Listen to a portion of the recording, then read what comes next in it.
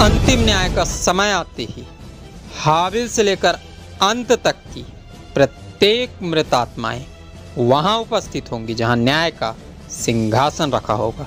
उस पवित्र सिंहासन पर वो विराजमान होगा जिसने इस अधिकार को प्राप्त कर लिया है। दोस्तों, हम जानते हैं ये कौन है। राजाओं का राजा और प्रभुओं का प्रभु यीशु मसीह है, जिसके विराजमान होते ही वह रिकॉर्ड चलेगा जिस रिकॉर्ड में मनुष्य की प्रत्येक कार्य और बोले गए प्रत्येक वचन विद्यमान होंगे। सो आज की वीडियो में पवित्र आत्मा अंतिम न्याय की वे बातें बताने वाला है जिन बातों के द्वारा मनुष्य की आत्मा स्वर्ग या नर्क को प्राप्त कर सकती है। सो वीडियो अंत तक अवश्य देखें। चैनल सब्सक्राइब करके बेल आइकन जरूर प्रेस करें। इस चैनल में हम सदैव इसी प्रकार की वीडियोस अपलोड करते हैं। प्रभु यीशु मसीह के नाम में आप सबों को जय मसीह। सन 2022 में घटी यह घटना यीशु मसीह के दूसरे आगमन का खुला संकेत है, अर्थात यीशु मसीह आने वाला है, अपने चुने हुए विश्वासियों को उठाने वाला है। तत्पश्चात विश्वासियों द्वारा न्याय की मांग होगी। होने वाले अंतिम न्याय में कौन खरा उतरेगा, आज पवित्र आत्मा बताने वाला है।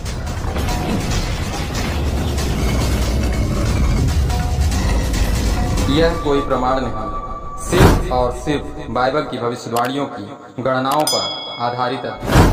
विश्वासियों द्वारा न्याय की मांग। धर्मशास्त्र बाइबल में स्पष्ट लिखा है, मनुष्य के कार्य उसके साथ क्या। Subscribe now and press the bell icon. Never miss an update. कौन से ऐसे कार्य हैं जो स्वर्ग दिलाएंगे?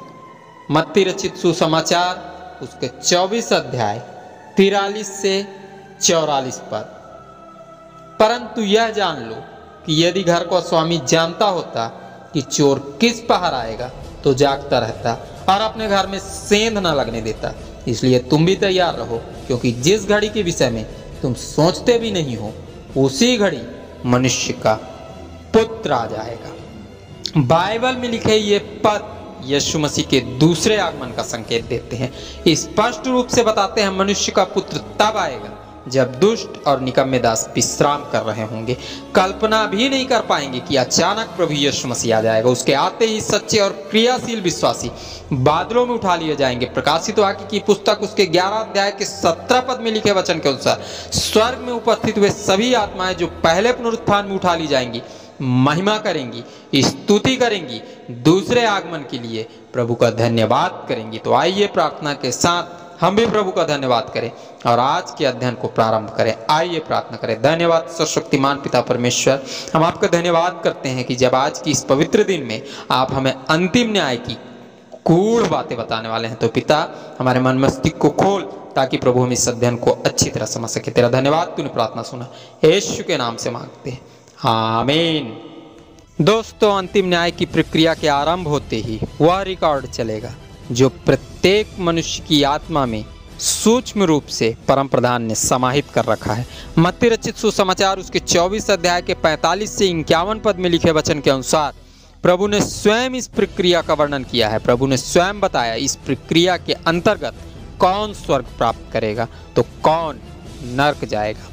इस स्थल में लिखे पदों के अनुसार प्रभु ने अपने ठहराए प्रत्येक सेवक को विशेष अधिकार दिए हैं, जिन अधिकारों का इस्तेमाल करके प्रत्येक सेवक को, प्रत्येक मनुष्य को समय समय पर आत्मिक भोजन से तृप्त करते रहना है। भविष्यवाणी के वरदान को प्राप्त किए प्रत्येक सेवक को भविष्यवाणियां करते हुए परमेश्वर के वचन का प्रचार करते रहना। चंगाई के वरदान को प्राप्त किए हुए प्रत्येक सेवक को चंगाई तो बांटना है, पर साथ ही साथ प्रभु के वचन का प्रचार करना अत्यंत आवश्यक है। अतएव इस पद में लिखे वचन के अनुसार प्रभु ने स्पष्ट रूप से बताया, प्रभु के सेवक को कोई भी अधिकार प्राप्त हो पर वचन का प्रचार करना अत्यंत आवश्यक है। न्याय की कथा सुनाकर सबों को मन फिराव का प्रोत्साहन देना अत्यंत जरूरी है।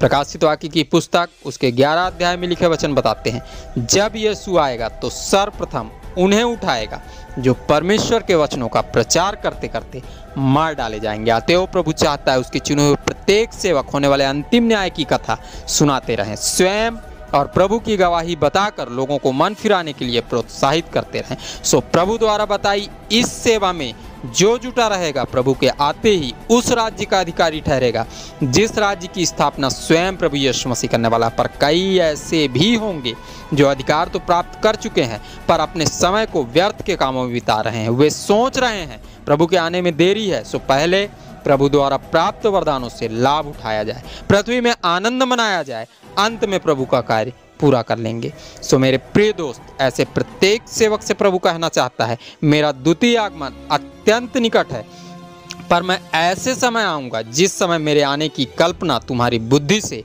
बाहर होगी। तब तुम्हारे अंदर समाहित रिकॉर्ड तुम्हें निरुत्तर करेगा। तुम उस दुष्ट के भागीदार बन सकते हो जिसकी नियति आरंभ से आग में चलना है। सो बाइबल में लिखे प्रत्येक वचन के पूरा होते ही वह न्याय होगा जिस न्याय की मांग प्रभु का दूसरा आगमन होते ही स्वर्ग में उपस्थित हुए सभी शक्तियां करने लगी जो पहले पुनरुत्थान में उठा ली गई होंगी। सो आइए विश्वासियों द्वारा न्याय की मांग को अच्छी तरह समझने का प्रयास करें।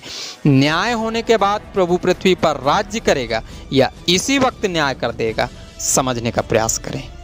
प्रकाशित वाक्य की पुस्तक 11 अध्याय 18 पर, जातियों ने क्रोध किया पर तेरा प्रकोप आ पड़ा और वह समय आ पहुंचा है कि मरे हुओं का न्याय किया जाए और तेरे दास भविष्यद्वक्ताओं और पवित्र लोगों को और उन छोटे बड़ों को जो तेरे नाम से डरते हैं बदला दिया जाए और पृथ्वी के बिगाड़ने वाले नष्ट किए जाएं।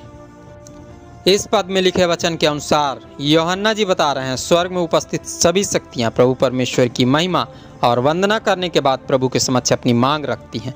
प्रकाशित वाक्य की पुस्तक में लिखा यह पद प्रार्थना करने का सही तरीका सिखाता है।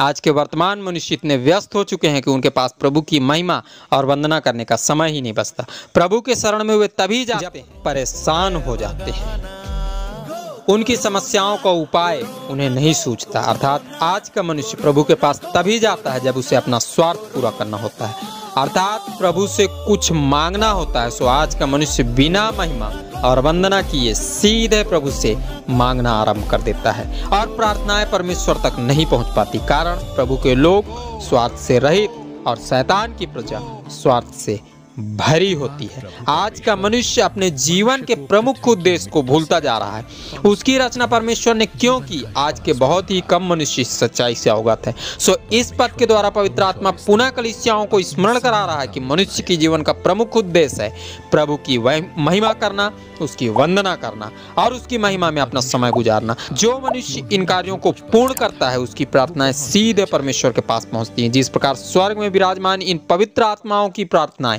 सीधे प्रभु परमेश्वर तक पहुंच रही हैं। आपकी राय इस विषय में क्या है, कमेंट में अवश्य लिखें। मसीह को मानने वाले प्रत्येक सच्चे विश्वासी कुछ नहीं तो जय मसीह तो जरूर लिखें। दोस्तों, इस पद में विश्वासियों द्वारा न्याय की मांग है। परमेश्वर द्वारा दिया गया जवाब अगले पद में है। सो आगे लिखे वचनों के अनुसार अभी अंतिम न्याय नहीं होगा पर युग बदलेगा। अन्य धर्मशास्त्रों में मसीह के आगमन से संबंधित लिखी भविष्यवाणियां पूर्ण होंगी, पर बाइबल में लिखे वचनों के अनुसार अर्थात आत्मिक रीति से मसीह ब्याह करेगा, पर शारीरिक रूप से स्त्री के साथ नहीं, पर उस कलीसिया के साथ ब्याह करेगा जिस कलीसिया में शैतान के सामने पुत्र उत्पन्न करने की क्षमता होगी। तेज से भरी इस कलीसिया से उत्पन्न होने वाले पुत्र उस सामर्थ से भरे होंगे जिस सामर्थ से मसीह भरा था, अर्थात परम पवित्र परमेश्वर की सामर्थ। अभी तो भयंकर हाहाकार मचेगा। वो दृश्य नजर आएगा जिस दृश्य को देखकर शैतान और शैतानिक मानसिकता से भरा प्रत्येक शख्स कांप जाएगा, थरथरा उठेगा। मसीह के प्रकोप से बचने के लिए इधर उधर भागता नजर आएगा। इतना सब होने के बाद भी पुनः शैतान द्वारा बरगलाया जाएगा। जो शैतान की मोहर लगवाएगा वो निश्चय उस अनंत दंड का भागीदार बन जाएगा जो दंड आरंभ से शैतान और उसके दूतों के लिए नियुक्त किया जा चुका है। सो वीडियो अपने मित्रों और रिश्तेदारों में शेयर जरूर करें ताकि वे भी अंतिम न्याय की कथा सुनकर स्वयं को पिता परमेश्वर के चरणों में समर्पित कर सके। वीडियो अच्छा लगा तो नीचे दिख रहा है लाइक के बटन को छूकर लाइक अवश्य करें। प्रकाशित वाक्य की पुस्तक की इस प्रकाशन में पवित्र आत्मा बताना चाहता है, अंतिम न्याय स्पष्ट होगा जब न्याय होगा तब हाबिल से लेकर अंत तक की प्रत्येक वे आत्माएं उपस्थित होंगी जो न्याय में भाग लेने की काबिलियत रखती हैं, पर वे सभी आत्माएं जो जानबूझकर स्वयं को शैतान के अधीन कर चुकी हैं, वे अभी से इस दंड की हिस्सेदार बन चुकी हैं जो शैतान और उसके सहयोगियों के लिए तय हो चुका है। जो आत्माएं सुसमाचार नहीं सुनी, उन्हें सुसमाचार सुनाकर मन फिराने का अवसर दिया जाएगा। ऐसा वचन में स्पष्ट लिखा है, पर जो सुसमाचार सुनकर सेवक बन चुके हैं पर प्रभु के कार्य के प्रति गंभीर नहीं है, अपनी योग्यताओं का गलत इस्तेमाल कर रहे हैं, वे भी उस दंड के भागीदार बन सकते हैं जो दंड शैतान और उसके दूतों के लिए निहित किया जा चुका है। सो आज के अध्ययन से मिलने वाले शिक्षा के पद को जरूर स्मरण रखें जो यिर्मयाह की पुस्तक उसके 48 अध्याय के 10 पद में पाया जाता है। शापित है वह जो यहोवा का काम आलस्य से करता है और वह भी जो अपनी तलवार लहू बहाने से रोक रखता है। मसीह के आते ही सब पूरा हो जाएगा। प्रभु यीशु मसीह के नाम में आमीन।